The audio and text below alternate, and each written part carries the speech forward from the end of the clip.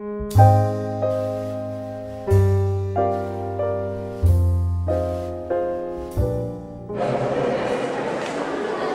tardes, bienvenidos a todos.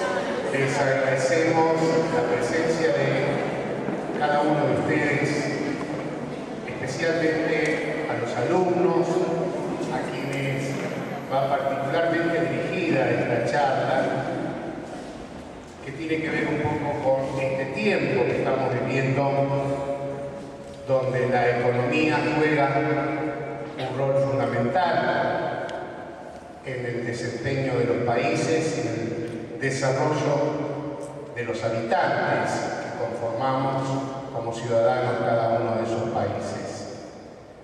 Agradecemos también la presencia de los padres de familia, de los vecinos, de todos en general. Quiero agradecer muy especialmente al Departamento de Ciencias Contables de la institución y muy especialmente a los alumnos de sexto año de la modalidad de gestión y administración de las organizaciones, economía y gestión de las organizaciones, quienes han tenido el trabajo, la labor, la función, el rol de preparar, digamos, todos los elementos para que esta charla sea posible. Y también quiero, y muy especialmente en nombre de todos los docentes, de todos los alumnos y de toda la comunidad educativa del Instituto San Alfonso, agradecer la presencia aquí en esta tarde del licenciado Tomás Bulat, quien con sus palabras seguramente nos va a orientar, nos va a dar un poco la idea de por dónde está pasando la situación económica. Sin más, les voy a presentar a Joana, quien va a leer muy brevemente el currículum del licenciado Tomás Bulat. Muchas gracias. Buenas tardes. Tomás Bulat nació en Buenos Aires. Es economista de profesión, se graduó en la Universidad de Buenos Aires, tiene un posgrado en la Universidad Federal de Río de Janeiro y un máster en Queen Mary and Westfield College and ILAS, University of London. Es periodista de oficio y docente de alma. Vivió en Quito, Río de Janeiro y Londres. Es un apasionado de la docencia porque cree que es posible modificar la realidad solo cuando se logra comprenderla. Dictó seminarios y conferencias en América Latina y Europa. Como consultor, asesor y supervisor, ha trabajado en distintas entidades bancarias, en el Senado de la Nación y en empresas. Tiene una prolífica trayectoria en radio, televisión y medios gráficos. Es director de TV y Asociados, su consultora económica financiera.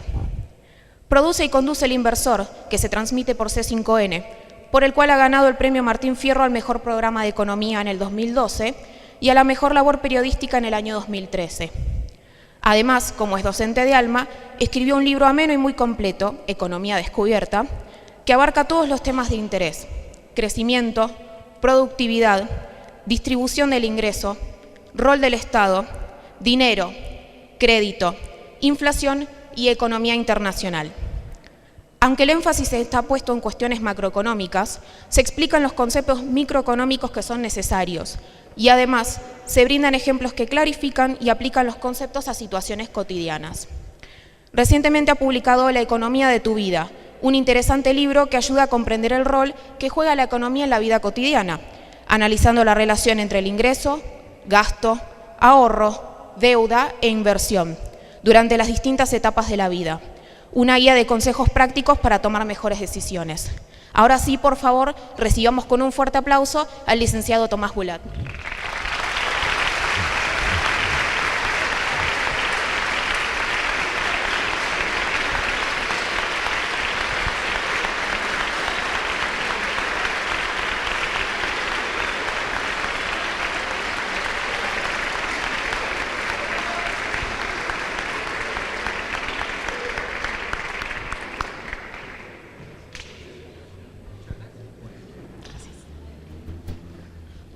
Estimada.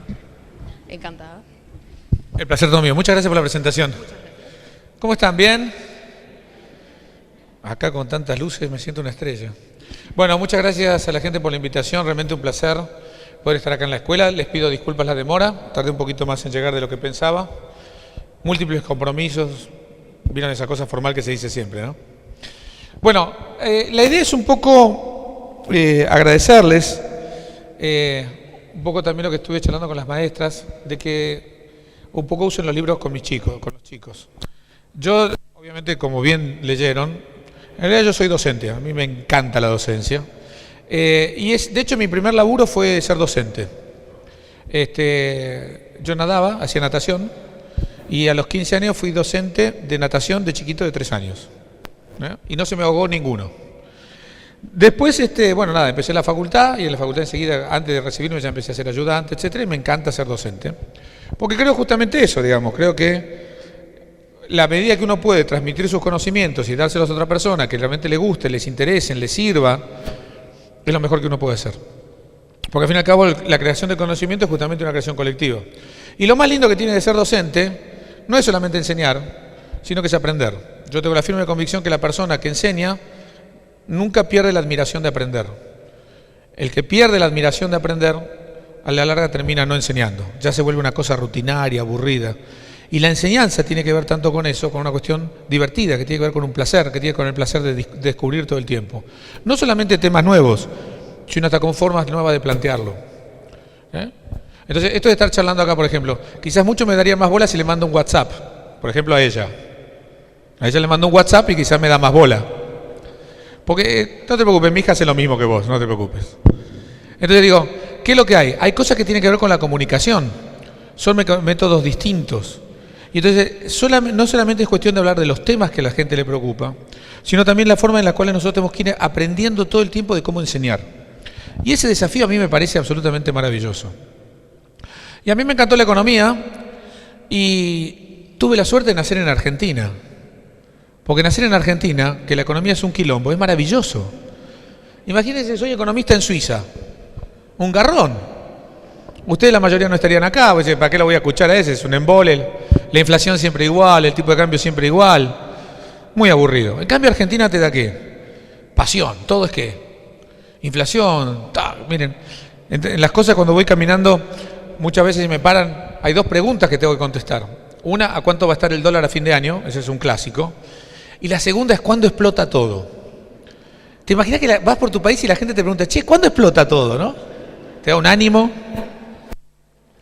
Pero tiene que ver con eso, con esa sensación de que la Argentina y es cierto, no es solo una sensación, es una Argentina de ciclos, es una Argentina muy emocional, es una Argentina que en realidad repite los temas, ¿no? Mucha gente me dice, esta economía que es tan incierta, y yo digo, no, la economía argentina es muy cierta, en realidad Argentina todos sabemos más o menos lo que va a pasar, podemos discutir cuándo, cómo, un poco, pero no lo que va a pasar, porque siempre pasa ¿qué?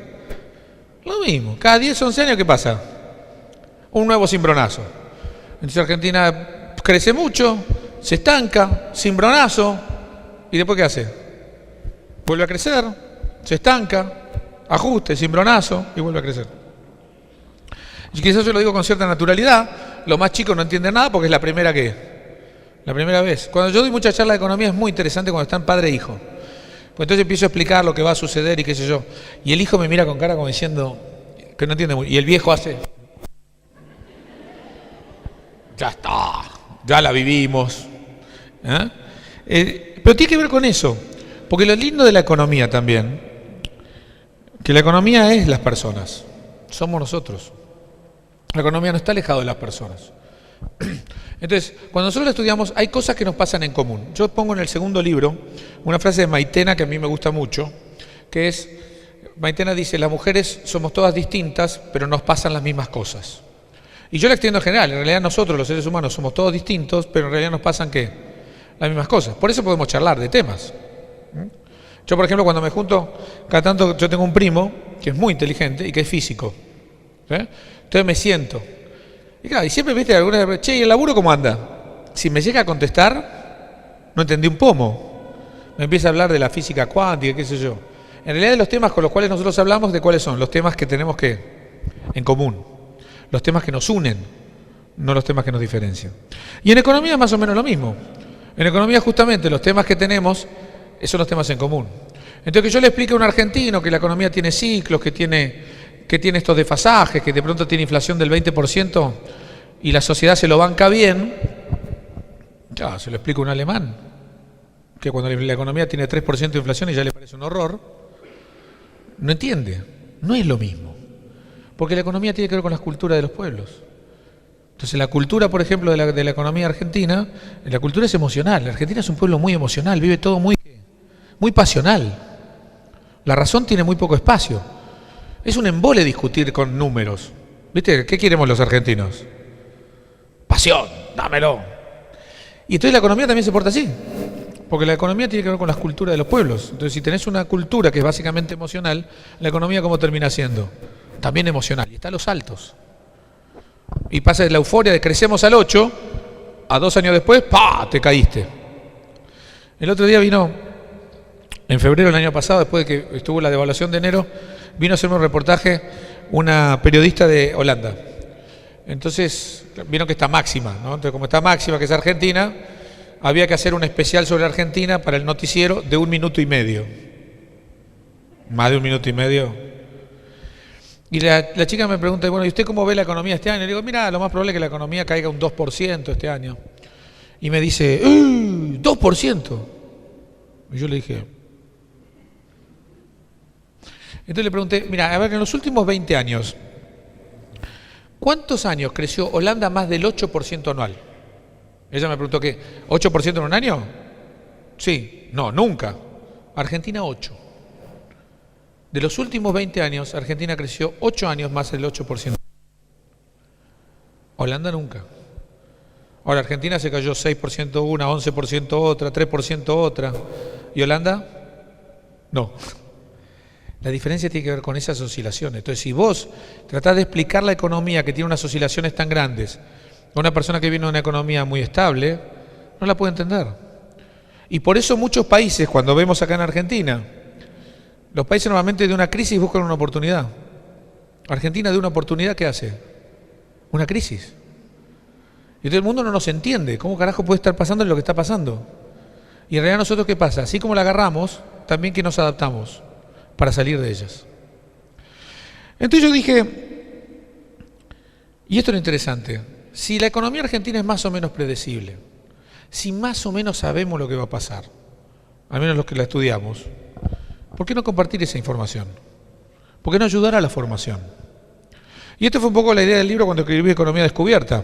¿Qué temas agarré para discutir Economía Descubierta? Y tomé los temas que nos estaban pasando, pero los temas que en general son comunes en la Argentina. Entonces el tema de inflación tiene todo un capítulo, explicando por qué es la inflación, qué es lo que pasa, las consecuencias.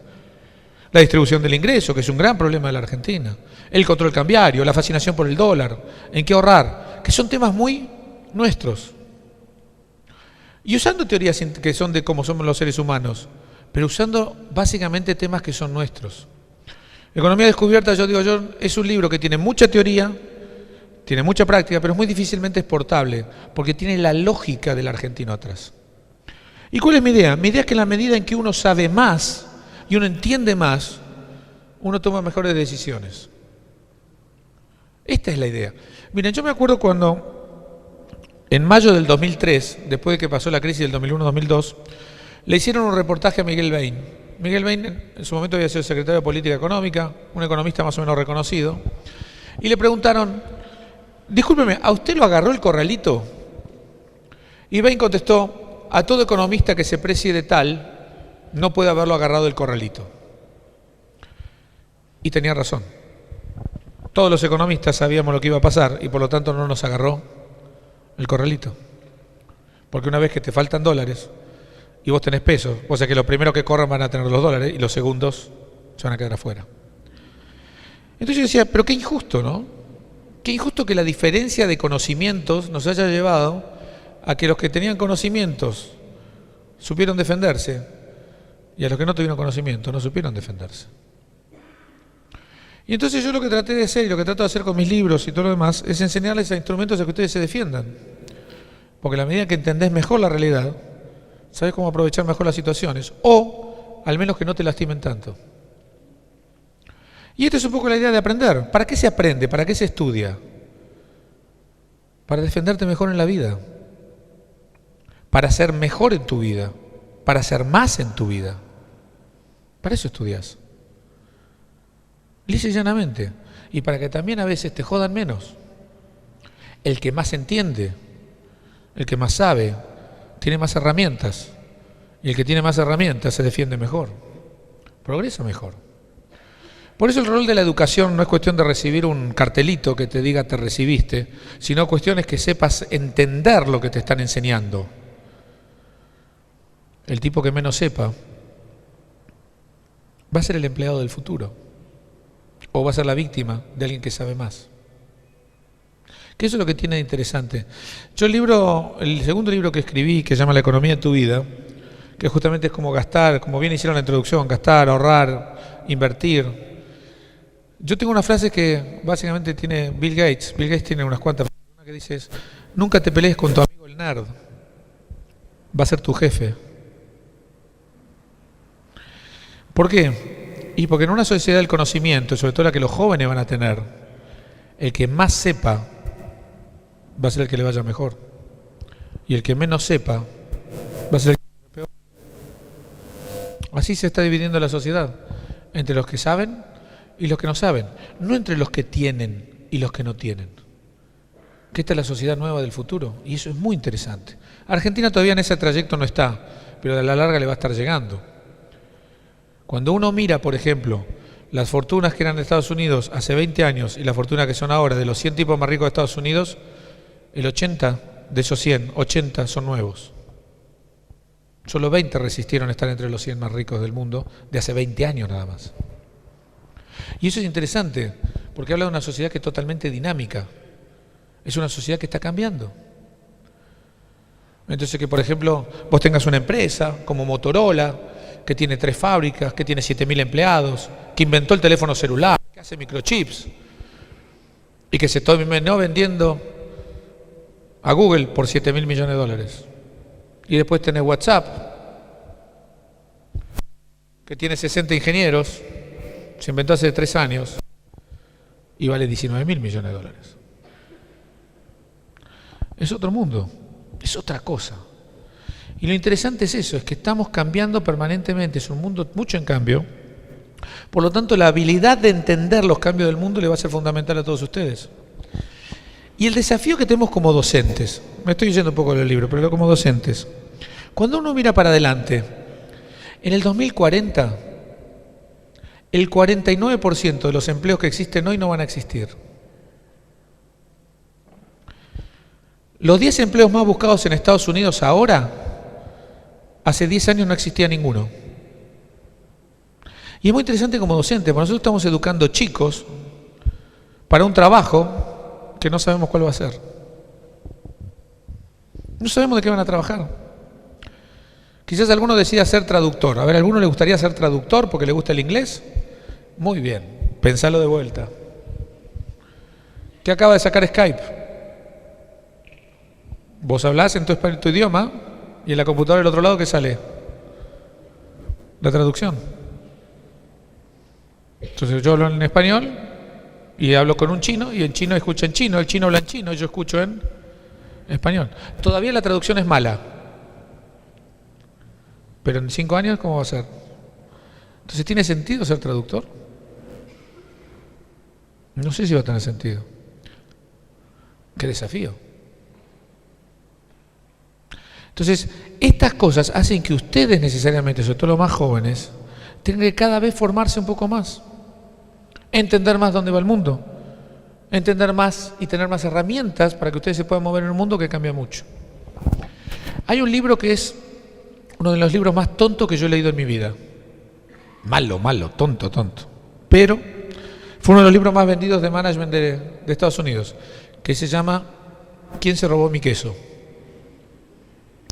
¿Se los dieron a los chicos? Bobo, ¿viste qué tonto que es ese libro? Muy tonto. Y yo lo compré porque todo el mundo lo compraba. Y lo leí y dije, no puede ser un libro tan tonto. Pero tiene esa maravilla de la tontera. ¿Cuál es la idea del libro? El libro es que están varios ratones comiendo en su ratonera que tiene queso. Nacieron ahí y están comiendo queso. De pronto se quedaron sin queso. Entonces empezaron, primera reacción cuando te quedas sin queso. ¿Qué es? ¿Quién se lo robó? Si yo lo tuve, si yo lo tenía, ¿cómo se terminó? ¿Quién se lo robó? ¿Quién me lo sacó? Y entonces toda la primera etapa, cuando se acaba el queso, está una pelea enorme entre los ratones, entre ver quién qué. Es el responsable de que se robó el queso, no está el queso. Obviamente, pelearte para ver quién se robó el queso, quién tiene el queso, no te da qué, queso. Y vos para vivir necesitas queso. Entonces primero, después de pelearte, buscar el culpable y todo lo demás, ¿qué hicieron? Tuvieron que empezar a salir a buscar ¿qué? Queso. Pero nunca habían salido, estaban tranquilos siempre. Entonces, ¿cómo se sale? Voy y vuelvo. Voy, busco un ratito, vuelvo. ¿Cómo doy información? Todo se convirtió bastante en caótico. Y estaban angustiados, cada vez más terrible, qué sé yo. Hasta que finalmente en una de sus expediciones se encuentran otra cueva que tiene ¿qué? Queso.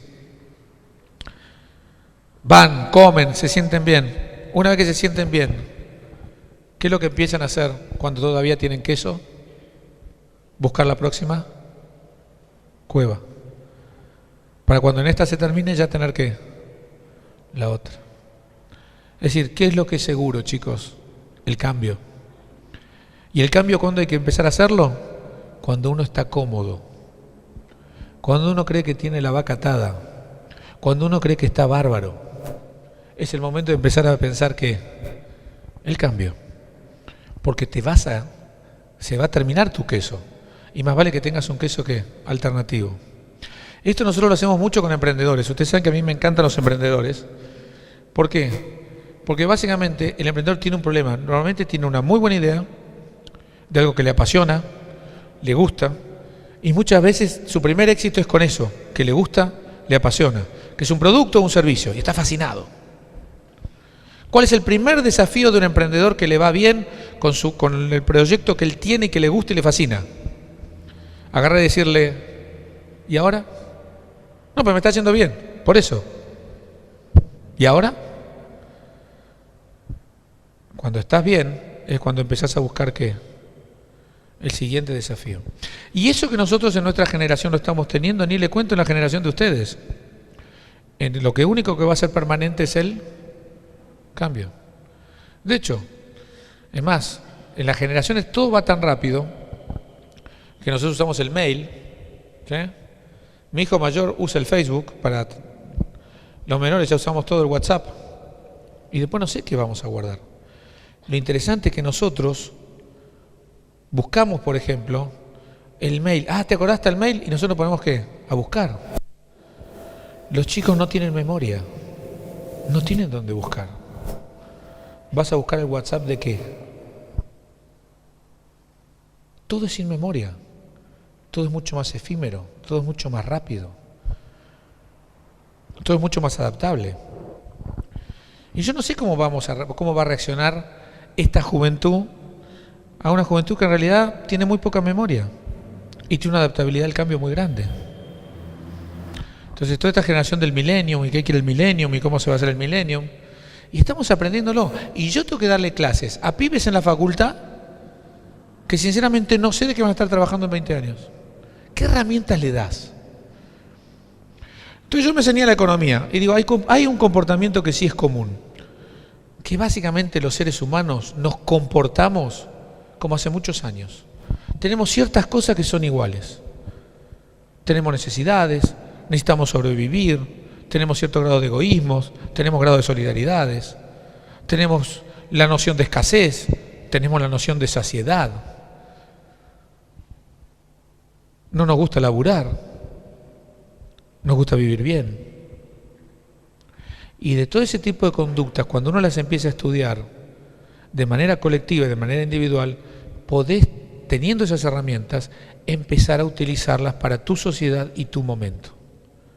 Porque no es cuestión de copiarlas, es cuestión de adaptarlas. Miren, por el tema económico. Normalmente en la economía tenemos ciertos comportamientos iguales, pero las culturas son distintas y la economía se comporta distinto. En el año 89 explotó la burbuja financiera en Japón. Claro, Japón, que venía creciendo a 6% anual, de pronto pasó a no crecer y a entrar en recesión. Año 91, en el 92. En el año 93 se va una misión del Fondo Monetario Internacional y del Banco Mundial a Japón para ver qué política podía hacer Japón para ayudar a Japón a que empiece a crecer. El jefe economista era un norteamericano. Entre otras conclusiones, ¿qué sacan? Y lo que tenemos que hacer es bajar los impuestos en Japón. Si bajas los impuestos a la gente le das más plata. Cuando tiene más plata, ¿qué hace? Gastan. La gente empieza a gastar y la economía empieza ¿a qué? A recuperarse. ¿Cómo funciona eso en Estados Unidos? Fueron a Japón, bajaron los impuestos. El japonés recibió la plata. ¿Qué hizo? La guardó. La recesión en Japón fue fenomenal. Una cosa es la cultura del excedente de Estados Unidos, otra cosa es la cultura de la austeridad de Japón. Bueno, podés trasladar lo que funciona en Japón, trasladarlo acá, a Estados Unidos. Obviamente, si vos aplicás política de japonés en Argentina, ¿cómo te va a ir? Mal, porque nosotros somos más parecidos a qué. Si a vos te dan unos mangos, ¿qué haces? ¿Ahorrás o gastás? Bien. Esos son argentinos de fuste. Entonces, ¿qué es lo interesante? Que yo te doy herramientas, pero las herramientas son, efectivamente, para que vos las utilices. Y no, que no hay en economía, y eso es fantástico, no hay dogmas. No hay un dogma, hay herramientas. Y las herramientas no te quieren decir que lo que hiciste una vez te funciona ¿qué? Después. Yo creo que pongo el ejemplo. Imagínense ustedes que yo gano el Kini 6. Bien eso, ¿no? ¿Ok? Y entonces yo tengo 3 amigos. ¿Tu nombre? Marcelo. Francisco.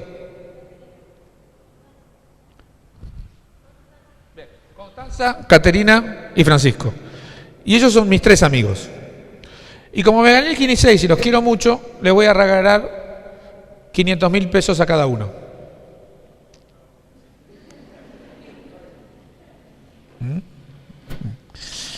Entonces, ¿qué hago yo? Como son mis amigos, yo lo conozco. Entonces yo sé que Francisco es un tipo más bien conservador, tranquilo. Si yo le doy los 500.000 pesos, lo más probable es que Francisco se compre un departamento y se quede con el departamento. Perdóname. Caterina le encanta viajar por el mundo. Entonces lo más probable es que yo le dé los 500.000 pesos a Caterina que haga viaje por el mundo. Y Constanza es jodona, lo más probable es que se vaya de fiesta. ¿Cuál es el mejor economista? El economista es aquel que, haciendo una acción, predice el comportamiento.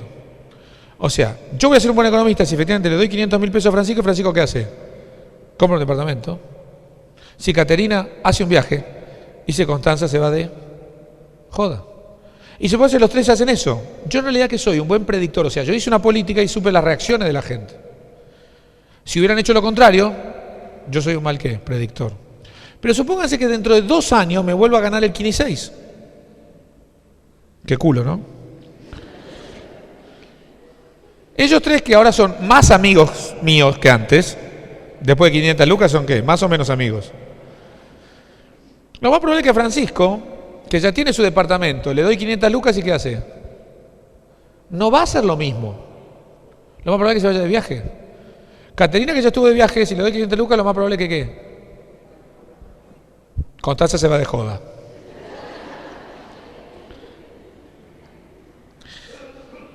Es decir, que yo haya predicho y hecho una acción una vez y el resultado fue el que yo esperaba, no significa que si 2 años después hago lo mismo, los resultados sean ¿qué? Los mismos. Y eso en economía es maravilloso, porque la gente aprende, la gente toma decisiones. Entonces lo que te sirvió en un momento, después no te sirve. Y Argentina, que es una fanática de los instrumentos y no de los objetivos, si un instrumento le funcionó en un momento, ¿qué hace? Lo vuelve a poner. Y después no funciona. Y como no funciona, entonces la culpa ¿de quién es? De Francisco. De Caterina. Constanza funciona siempre. Se me dejó. Pero este es el punto.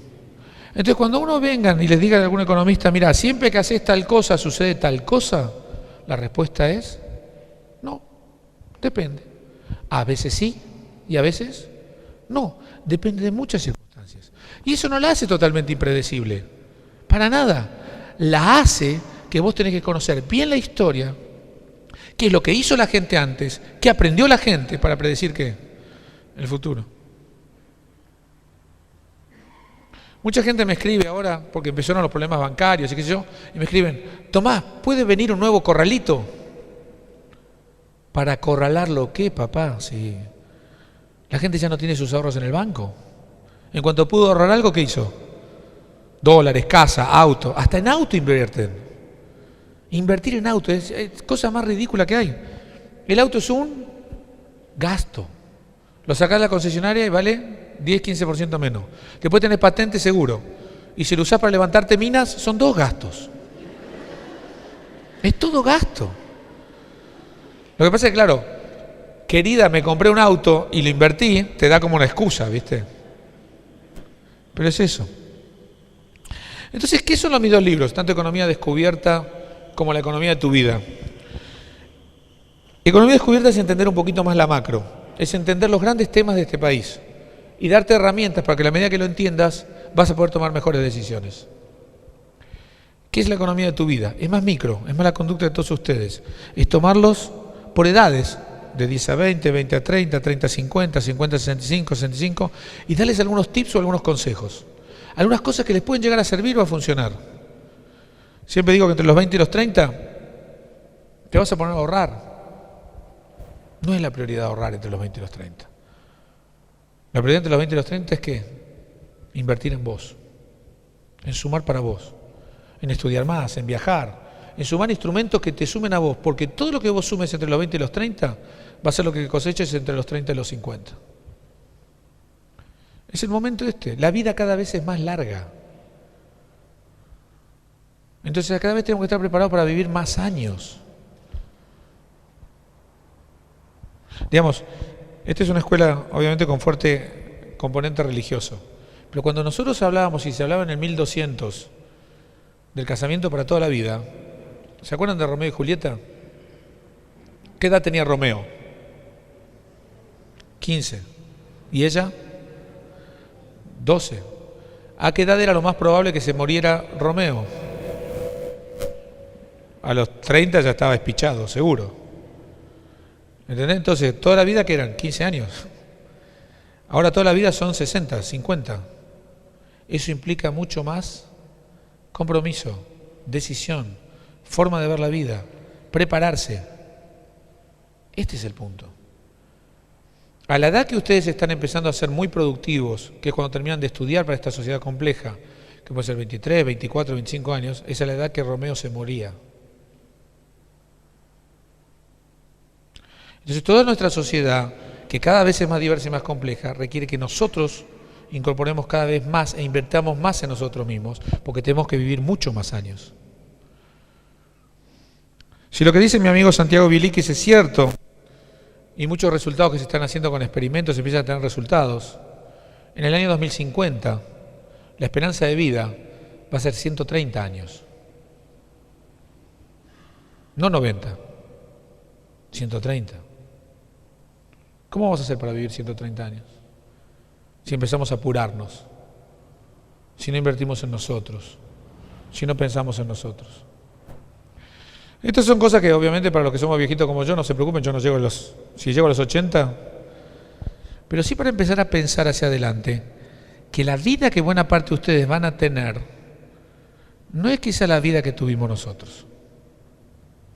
Y eso les plantea un desafío muy interesante, en el cual tienen que entender el mundo que se viene. Una de las cosas más atrasadas que hay es el cuerpo humano. Nosotros somos prácticamente iguales de los últimos 5.000 años. Si vos vas y vas a Europa alguna vez o ves un museo, ves un monumento hecho por los griegos en el año 2000 a.C., físicamente ¿qué? Un poquito más retacón, pero después el resto ¿qué? Igual. ¿Qué se está pudiendo hacer ahora? Con modificaciones genéticas podemos llegar a elegir cómo somos. Quizás llegamos a elegirnos, sacarnos enfermedades que antes no teníamos y las sacamos de los genes. Quizás decidimos que impulsar y ponernos prótesis para que nuestras manos y todo sean mejores. Hay la cantidad infinita de delirios que empiezan a delirarse que nos asustan, es infernal. Pero empieza un desafío muy grande hacia adelante. Entonces lo que ustedes tienen que tener son herramientas.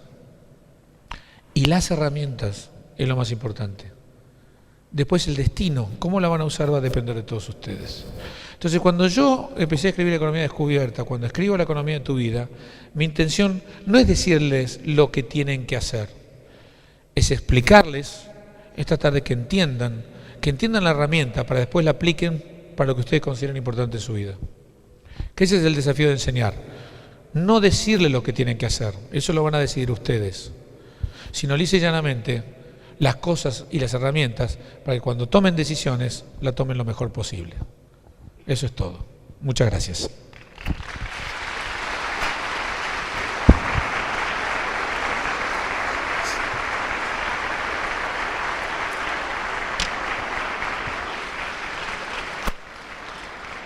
Y ahora, porque vinieron muchos padres también, el que quiera saber el dólar a fin de año me lo puede preguntar. ¿A cuánto va a estar el dólar a fin de año? Es fácil. Vamos a compartirle un micrófono. Andrés, ahí está.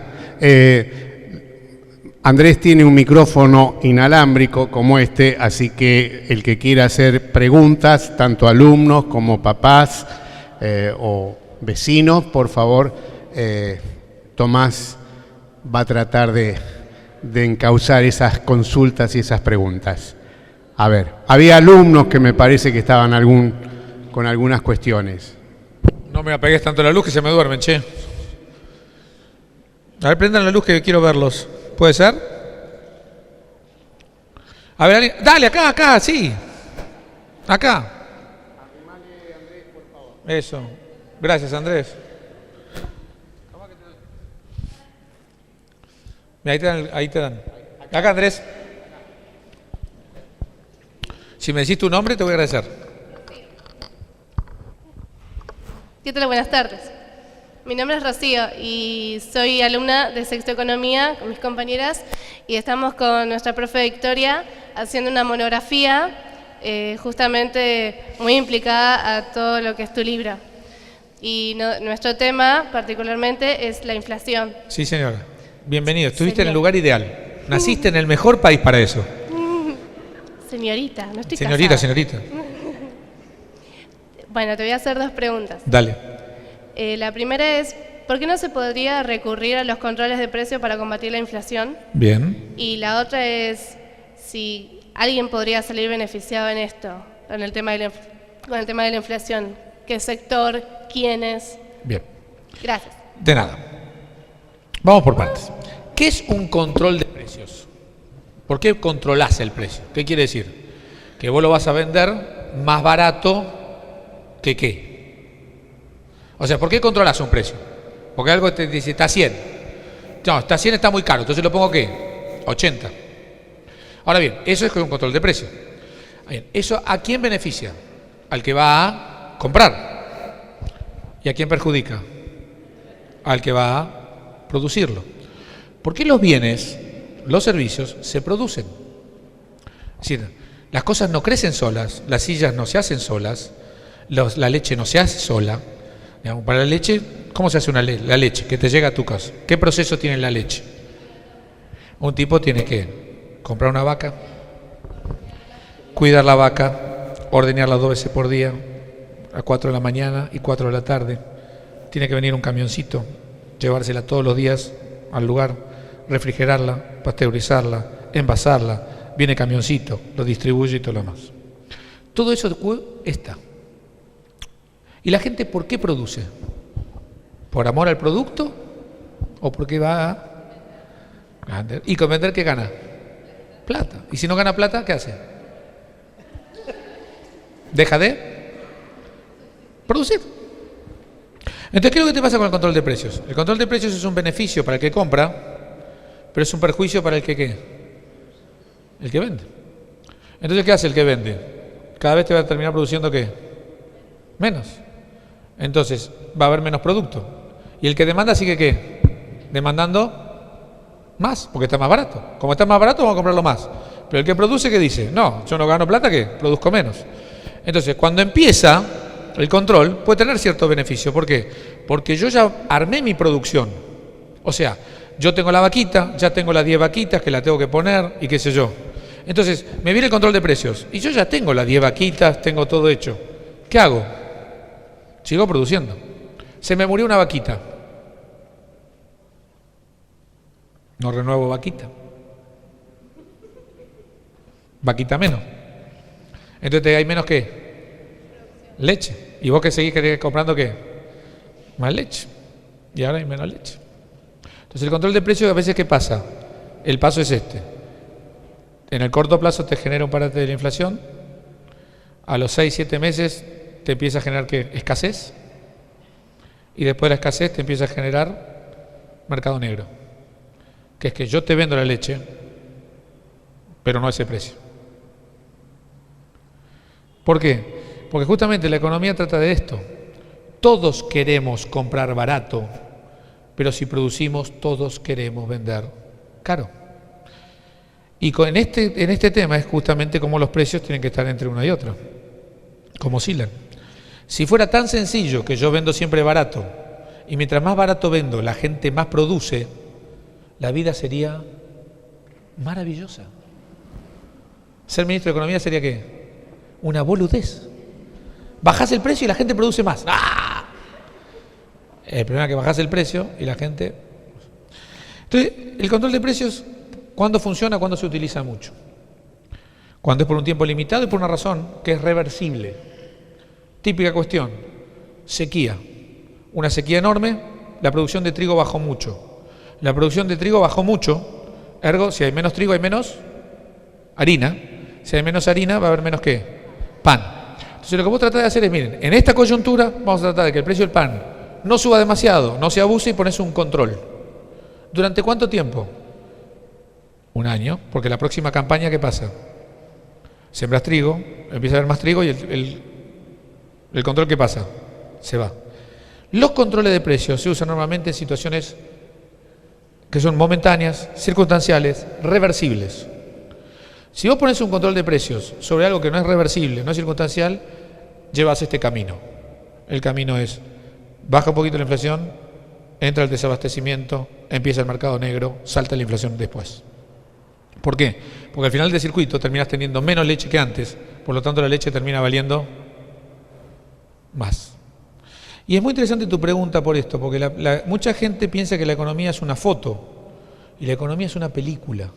Entonces cuando vos tenés que describir la película, no la foto. Porque la foto parece ser que yo te saco a vos y vos me das a mí y ya está. Pero las cosas ¿de dónde vienen? Y la economía es un revolving todo el tiempo, todo volvés y volvés. ¿La segunda cuál era?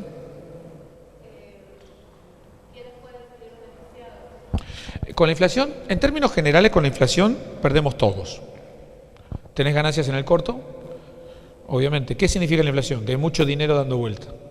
Entonces todo aquel que maneje dinero va a terminar ganando ¿qué? Plata. Con inflación, por ejemplo, los grandes ganadores normalmente son los bancos o financieras. ¿Por qué? Porque justamente lo que sobra es ¿qué? Dinero. Y entonces ¿quién hace plata? ¿El que mueve qué? Dinero. Digamos, en un lugar que hay mucho petróleo, ¿quiénes ganan plata? Los que venden ¿qué? Petróleo. Entonces, claramente en el corto plazo es el sector financiero, el ganador. Y el sector de la producción es el que termina perdiendo. Pero en el mediano plazo, como la economía se terminan cayendo los dos. La inflación te mata la economía. El tipo de cambio fijo, el famoso 1 a 1, si lo escuchaste hablar, te mata la economía. Y una economía que no tiene tipo de cambio fijo e inflación alta, se mata 2 veces. Cualquier semejanza con la realidad es pura coincidencia. Ahora tenemos tipo de cambio fijo con inflación alta. Eso es muy malo. En el mundo, la macroeconomía tiene inflación baja y tipo de cambio móvil. Todos los países tienen inflación baja y tipo de cambio que sube, baja, etc. ¿Por qué? Porque esta es la relación que tenés vos con los demás países. Si vos estás muy caro y no sos competitivo, significa que importás más de lo que exportás, el dólar va a tener que bajar y te hace más competitivo y te ayuda. Si lo tenés fijo, sonaste. Te termina destruyendo a vos. Años de los 90, o ahora cerrás todas las importaciones y te defendés contra todo el mundo, que tampoco es sostenible en un mundo global.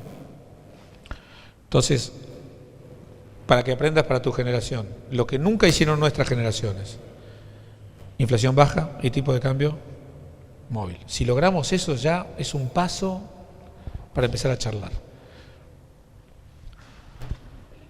¿Quién más tiene alguna pregunta? Sí. Espérate que te dan el micrófono. Uy, se paró. Y este grandote.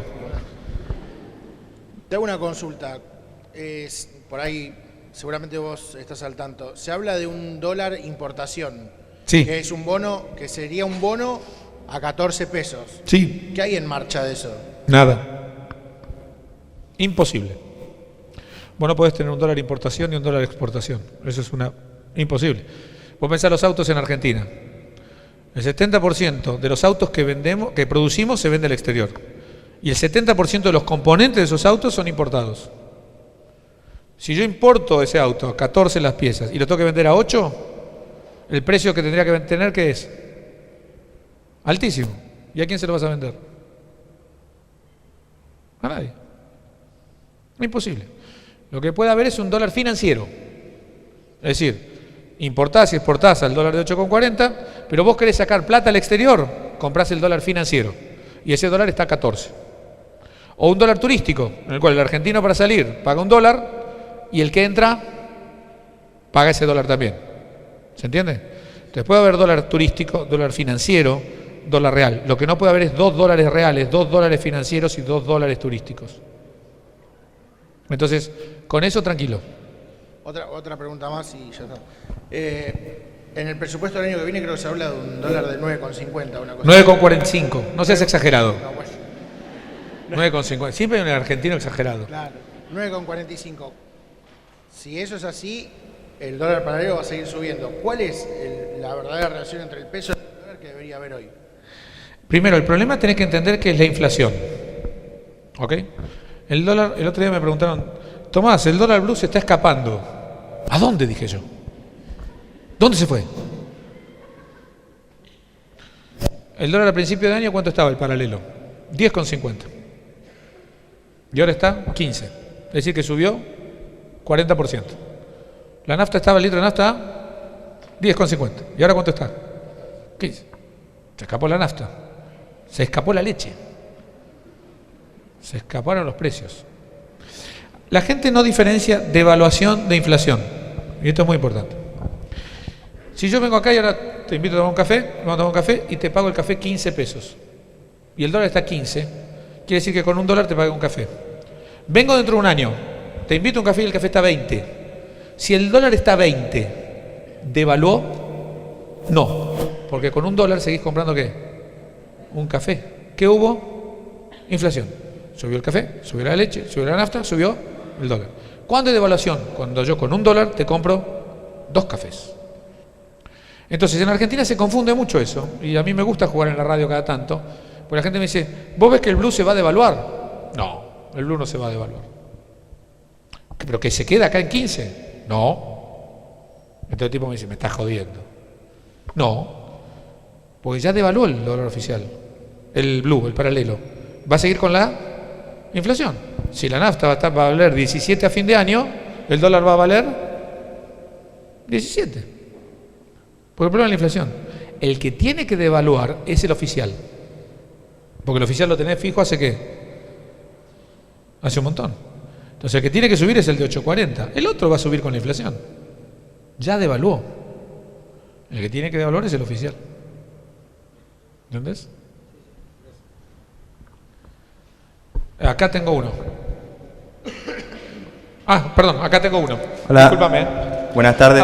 Aparte tenés mucho pelo, así que... Nosotros con mi compañero del Instituto Dorrego estamos haciendo un proyecto de los fondos buitres y con su libro de Economía Descubierta. Y le quería preguntar si los buitres son tan buitres. Bien. Muy buena pregunta. Primero, ¿qué es un fondo? O sea, a margen de llamarlo buitre, ¿qué es técnicamente?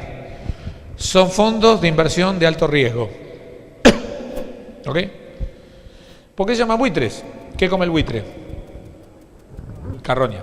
¿Come carroña o come basura? En la jerga financiera, los junk bond o bonos basura son bonos que yo te presté plata a vos y yo estaba cobrando y de pronto te acercaste y me dijiste un día, Tomás, ¿Adivina qué? No te pago. Pero yo tengo mi bonito.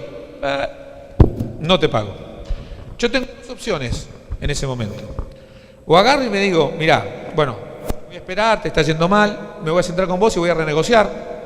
O sea, me siento a renegociar, vos me vas a dar otros bonos nuevos y no me vas a pagar.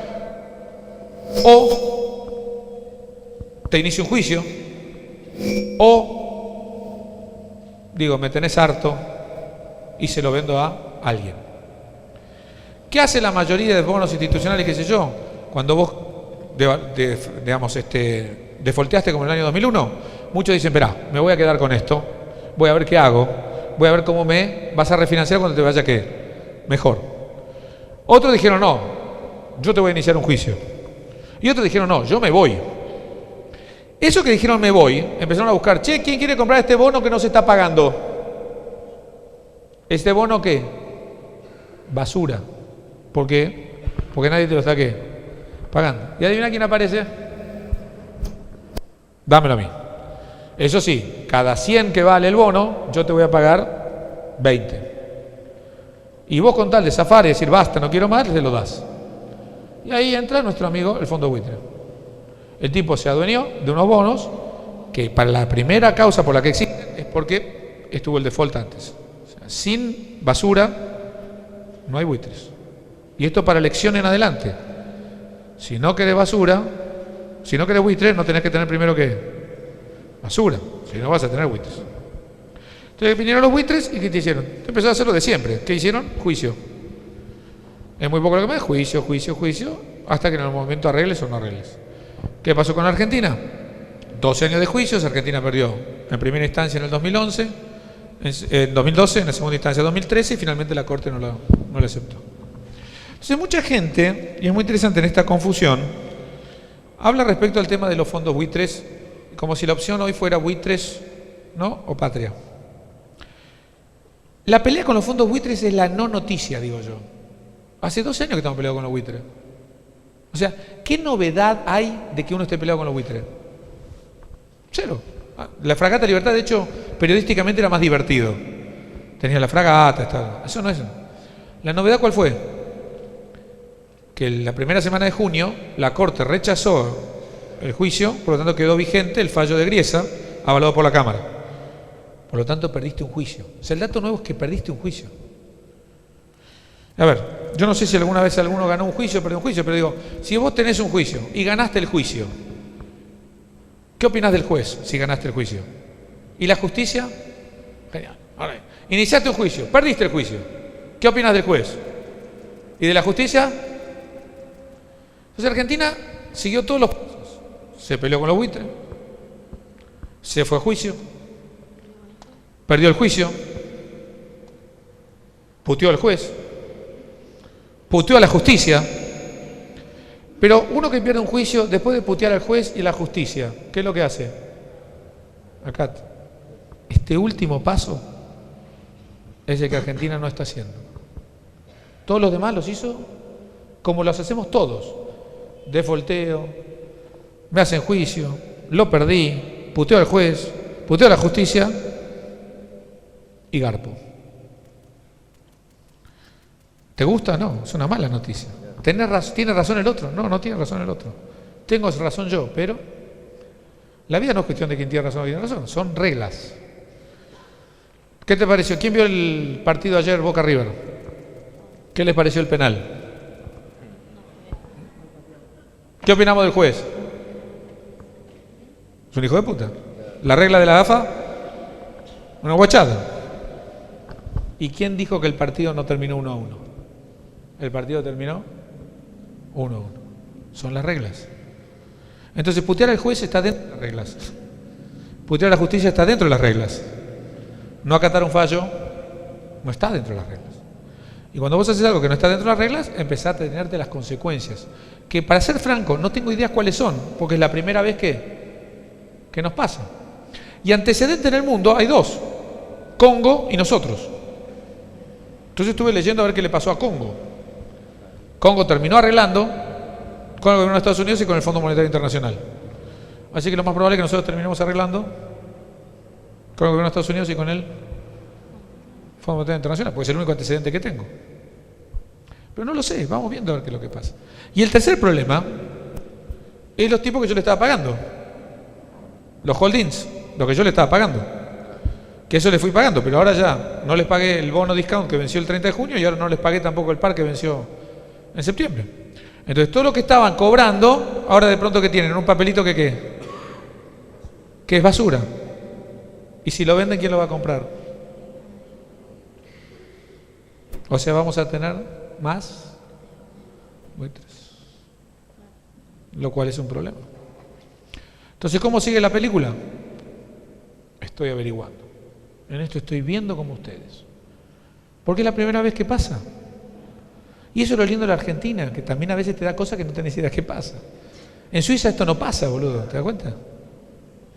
Así que los fondos buitres, lo bueno es que algunos bonos, por ejemplo, de esto del 2005 y 2008, no va a poder aparecer buitres en el sentido literal, como los anteriores, porque hay una cláusula que ya lo tienen todos los bonos de hace 10 años más o menos, que es razonable, que si vos defaulteás y el 75 u 80% de la gente arregla un nuevo canje, el 20% tiene la obligación de entrar, lo cual es lógico. Es irracional que el 1% te pueda hacer un juicio y no se meta en el canje. Eso es irracional. Pero la irracionalidad tiene que ver con el aprendizaje. De acá para adelante, pero perdiste un juicio ahora. Entonces, los nuevos bonos de Argentina, de hecho, los de 2005 y 2010, con el 80%, si tenés un default, el 80% de renegociación, ya el 20% restante tiene la obligación de ¿qué? De entrar. ¿Cómo corresponde? Porque es un delirio que el 1% te pueda generar el quilombo que te generó. Entonces, hay cuestiones que tienen que ver con morales, pero cuestiones que tienen que ver con lo práctico. ¿Me gusta lo que hacen moralmente los fondos buitres? Me parece una porquería. ¿Tiene un rol institucional importante? Ninguno. De hecho, el mundo en general está contra ellos, el fondo está hablando muy duro, está haciendo reglas internacionales para terminar de joder a los fondos buitres. Pero esa no es la cuestión hoy. Eso es lo que se hace de acá para adelante. El problema es que hacer con lo que tenés que atrás. Este es el debate. Sí. Tomás, acá, mi nombre es Mariano. Nosotros tenemos una empresa que importamos material descartable de China y de Malasia y lo hacemos con el famoso contado con liquidación. Y he escuchado que va a haber más controles sobre eso. Sí, señor. Que hay de cierto. Toda. Está jodido. Está todo transparente lo nuestro. Absolutamente. A ver, para mí cerrar el contado con liqui sería una locura, porque terminás de meterle a la economía un palo más.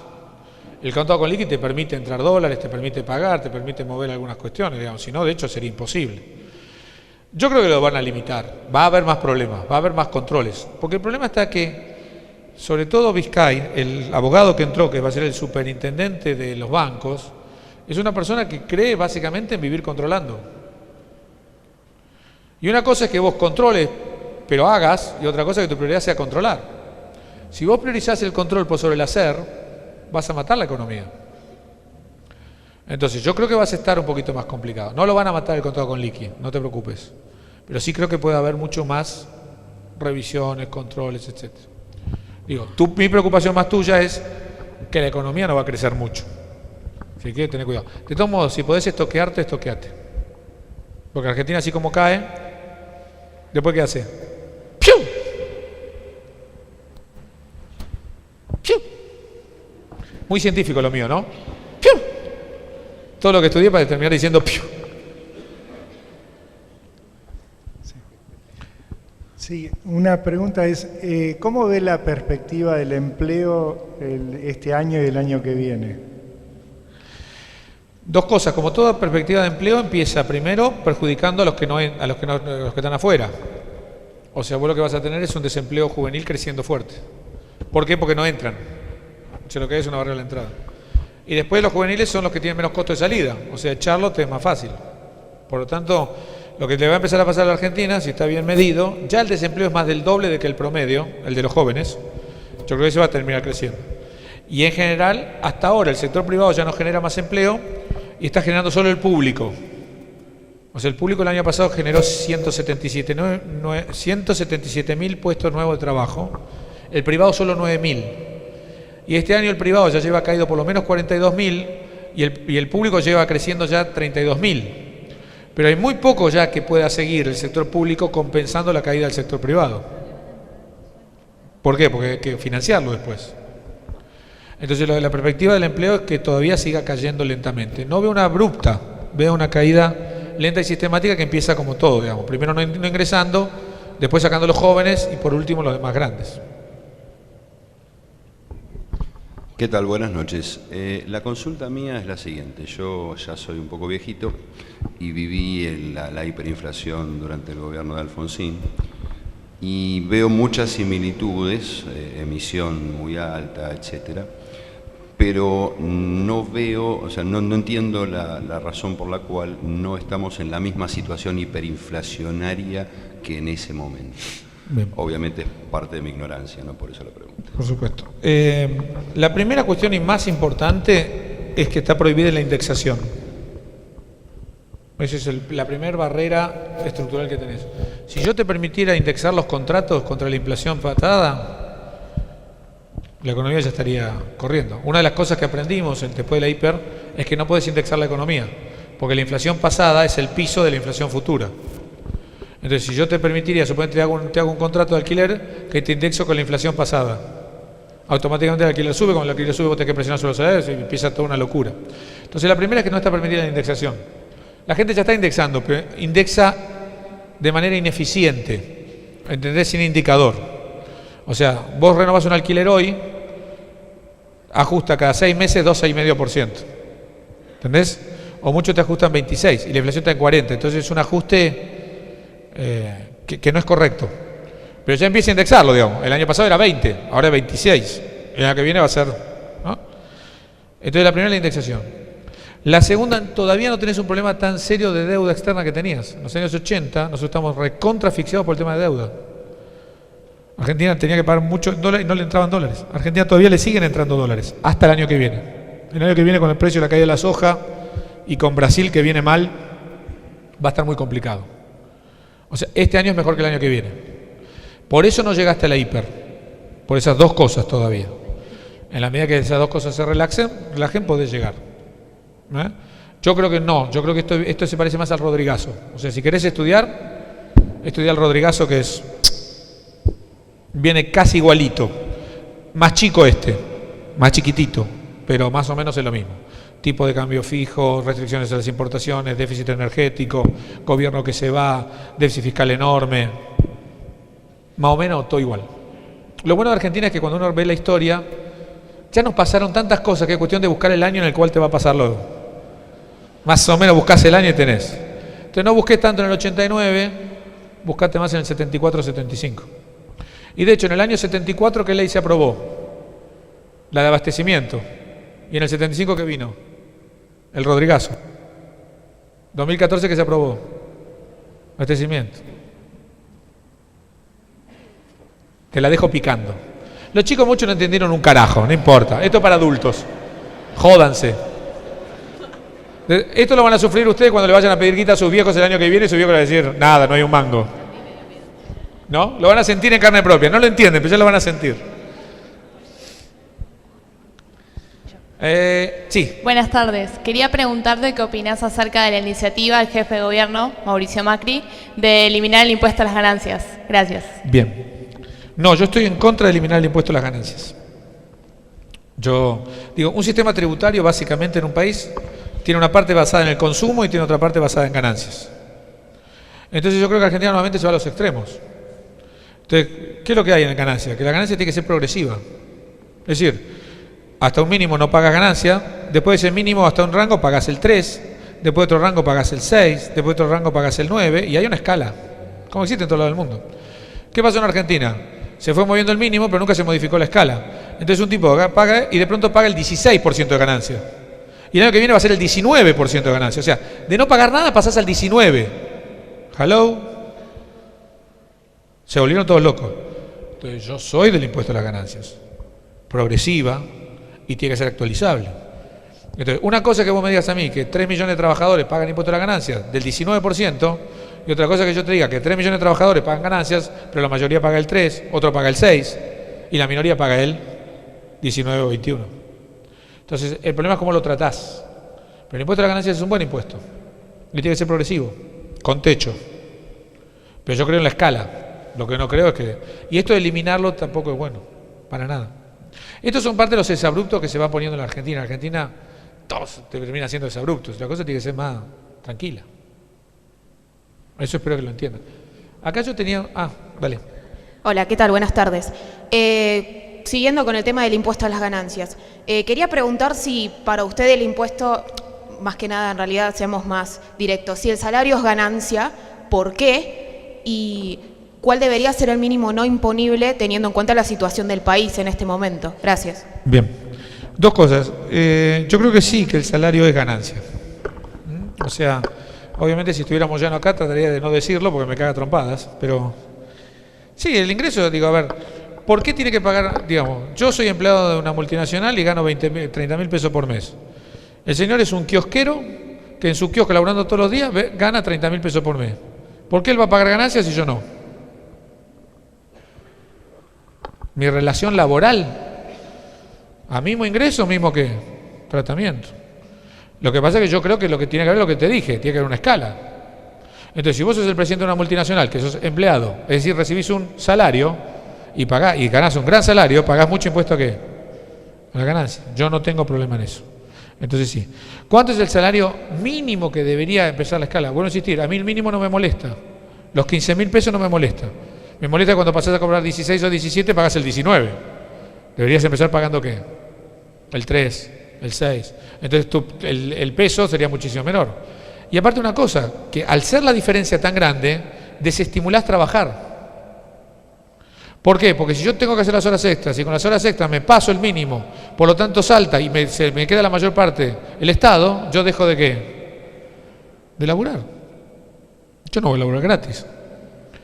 Que es lo que, si vos haces la escala de a poquito, 3-6, no te desestimula. Porque lo que te saca es ¿qué? Mínimo. Entonces el problema del salario de ganancias es ese, está mal hecho. Es una cosa que quedó mal hecha y que tenés que armarla bien. Yo le debo una pregunta a mi amigo de pelo largo. Viste que siempre uno tiene un amigo de pelo largo. Para justificar el promedio. Después te dejo, Silvi. ¿Te querías hacer una pregunta vos? No, se me fue. Hola Tomás. Mucho gusto, te sigo por televisión, por radio.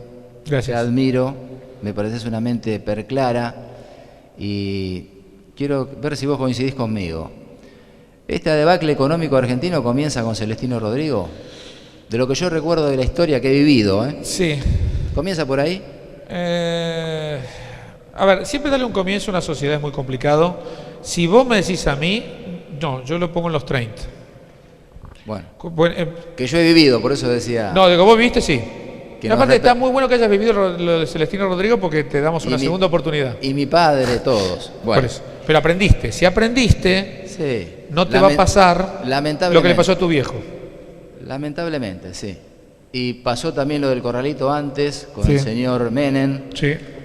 Y siguiendo haciendo historia, mi pregunta es, para no ser largo el tema, ¿cómo lo solucionamos? ¿Cómo dejamos de sufrir en la Argentina estos adebacles que nos matan, que empobrecen al que trabaja, que rompen las calles y no se arreglan, que no hay sanidad, que los hospitales son un desastre, que no se puede ir a una cancha de fútbol, que el salario no le alcanza ni seas abogado, astronauta, presidente? ¿Cómo es? Esa es mi pregunta número uno, crucial.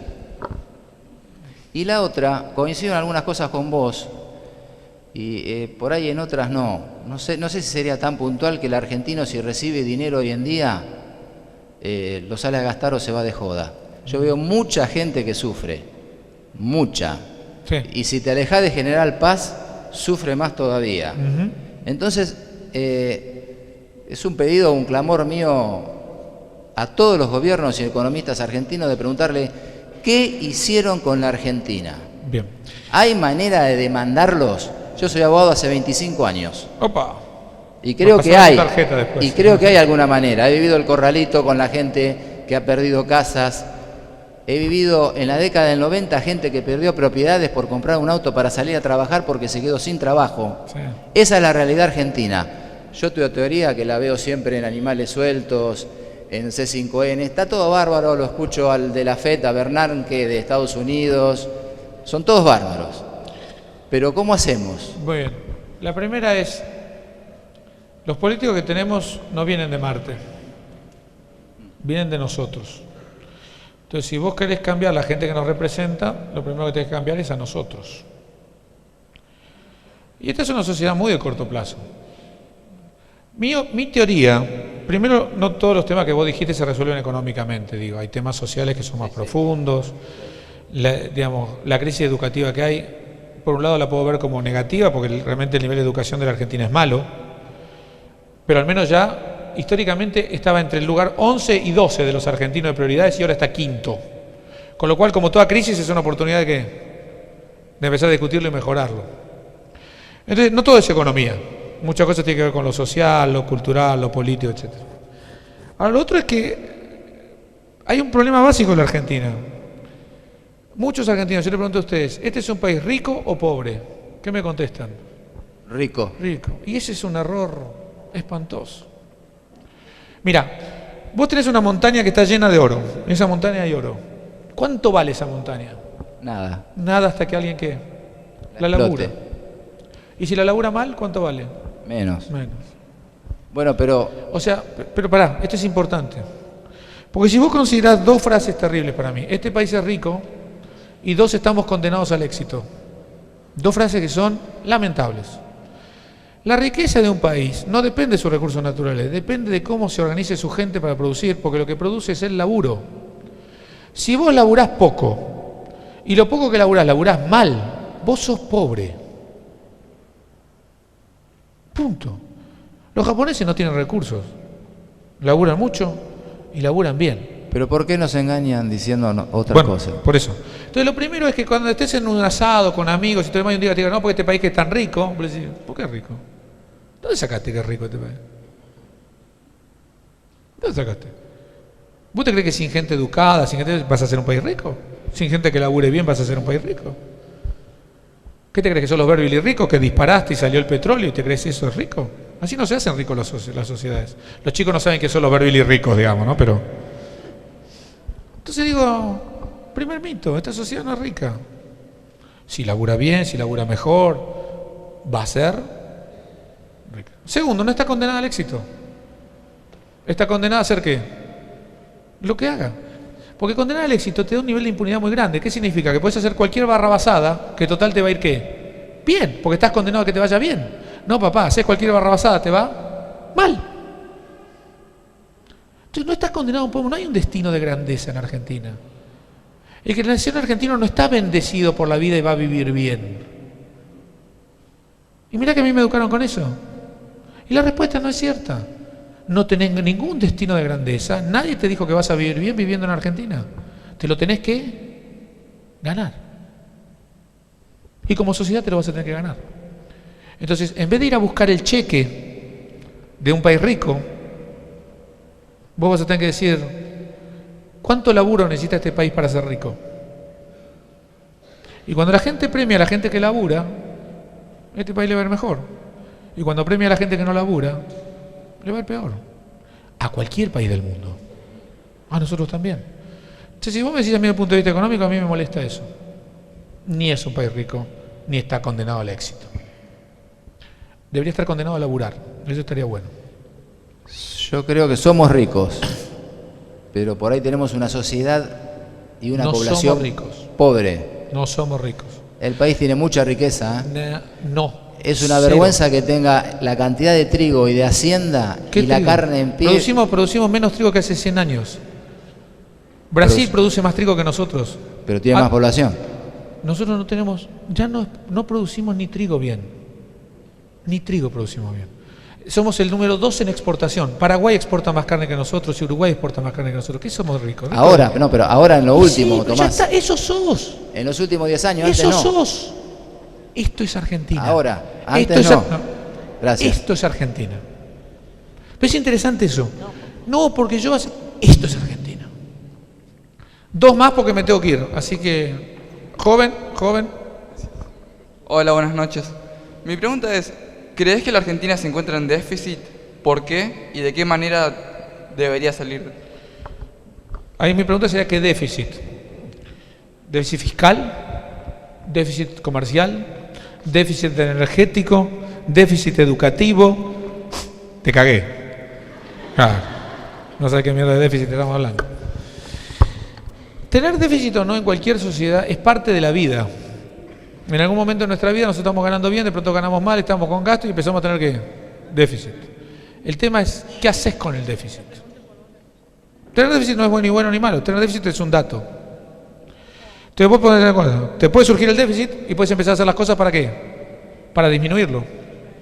Puedes tener déficit y decir: mira, en realidad me lo banco y voy a ver cómo lo financio. Es decir, ¿qué quiere decir déficit? Que gastás más de lo que te ingresa.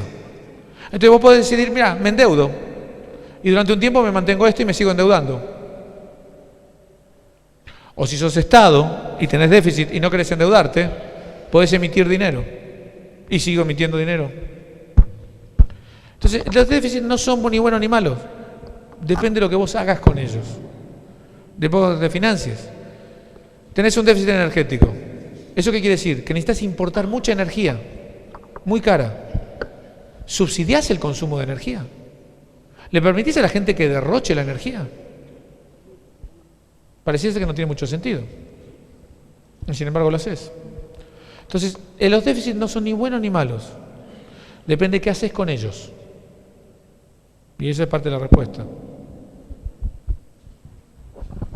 Hola, buenas tardes. Hola. Volviendo al tema del impuesto a las ganancias. ¿Cómo están preocupados por el impuesto a las ganancias? Mierda, ¿eh? Ganan muy bien ustedes.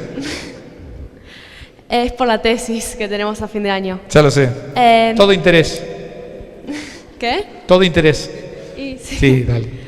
Te quería preguntar cómo ves a futuro el impuesto a la ganancia considerando el contexto inflacionario y el próximo periodo de elecciones.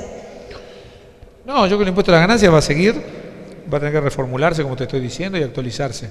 Pero lo que te digo es lo siguiente: mientras vos tenés inflación, el principal impuesto se llama inflación. Vos ves que el IVA crece hoy. La recaudación del IVA crece el 34. ¿Por qué crece el 34? Porque los precios crecen el 40. Si no tuviera así, si la inflación fuera el 5, ¿crecería cuánto? 4, 5. Entonces, hoy discutir una reforma impositiva y qué sé yo, es ridículo, porque el principal impuesto se llama ¿qué? Inflación. ¿Qué es la inflación? Que yo te doy un papelito de 100, que a mi Estado imprimirlo me costó 50 centavos, vos lo agarrás por 100, y cada vez que vas a usarlo, cada vez compras ¿qué? Menos.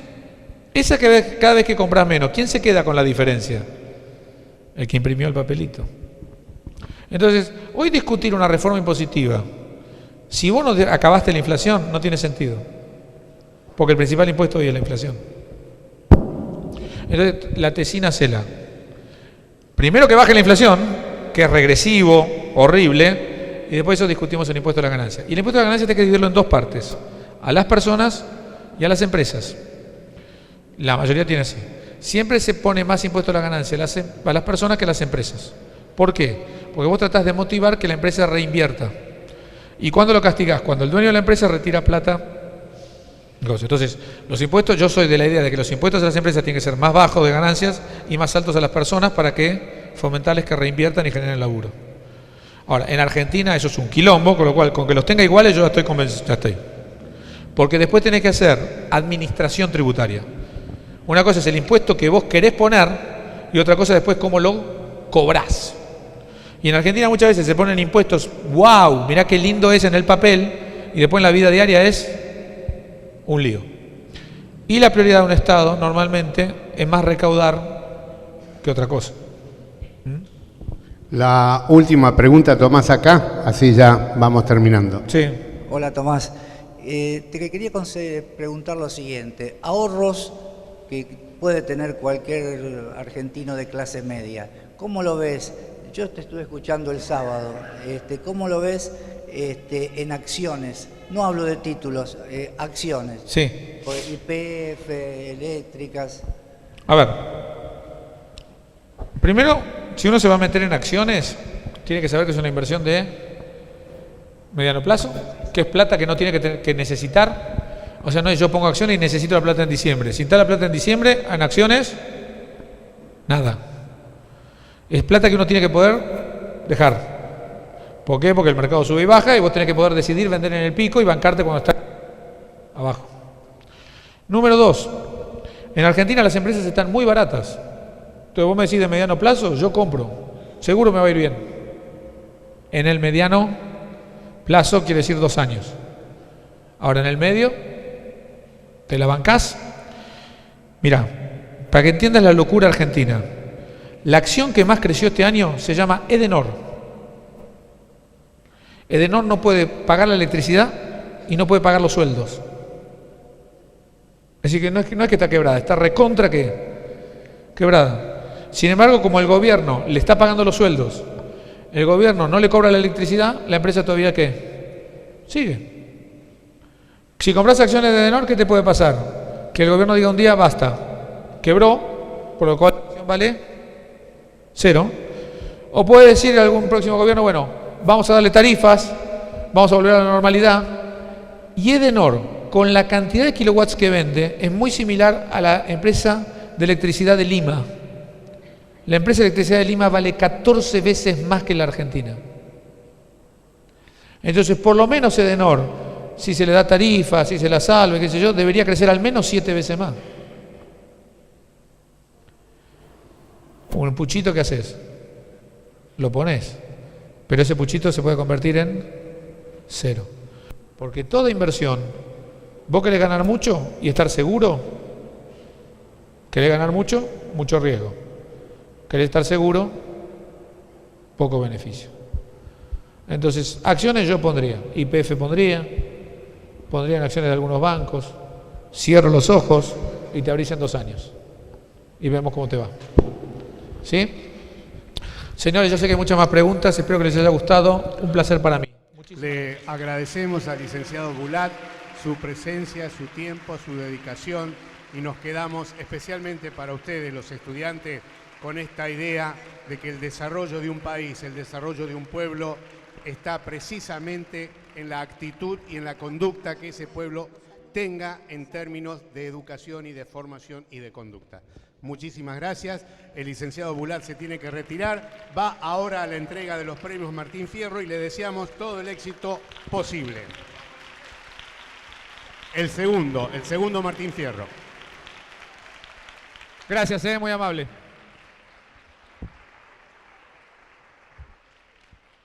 En Canal Magazine, crucen los dedos.